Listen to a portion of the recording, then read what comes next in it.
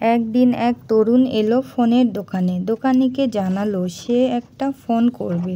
দোকানি তাকে ফোন দিলেন। সে বোতাম টিপে ফোন করলো কারো কাছে। স্পিকার অন করে কথাবার্তা হচ্ছে। দোকানি তরুণের দিকে তাকিয়েছিলেন, শুনছিলেন ফোনের কথাবার্তা।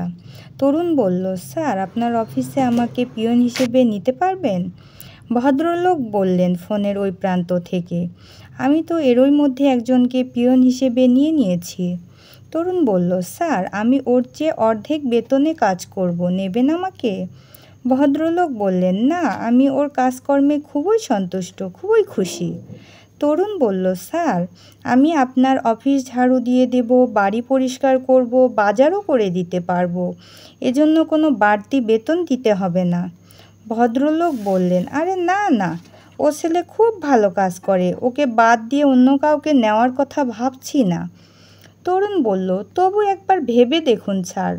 ভদ্রলোক বললেন, না না, ও ছেলে খুব ভালো, ওকে আমার পছন্দ। ফোনের কথা শেষ। তরুণের মুখটা হাসি হাসি। সে দোকানিকে ফোনটা ফেরত দিল। তিনি এতক্ষণ সব কিছু শুনছিলেন। বললেন, কি, চাকরিটা হলো না তো? তরুণ বলল, না, তিনি এরই মধ্যে একজনকে নিয়েছেন। চাকরি না পেলেও ছেলেটি হাসি মুখে কথা বলছিল। দোকানির খুব ভালো লাগলো, তার মায়া হলো। দোকানি বললেন, তোমার কথাবার্তা আমার পছন্দ হয়েছে তোমাকেও। আমি যদি তোমাকে এ দোকানে কাজ দেই, তুমি করবে? তরুণ বলল, না না, আমার চাকরির দরকার নেই, আমি বেশ আছি। দোকানি বললেন, তুমি কিন্তু একটা চাকরিই চাইছিলে ভদ্রলোকের কাছে।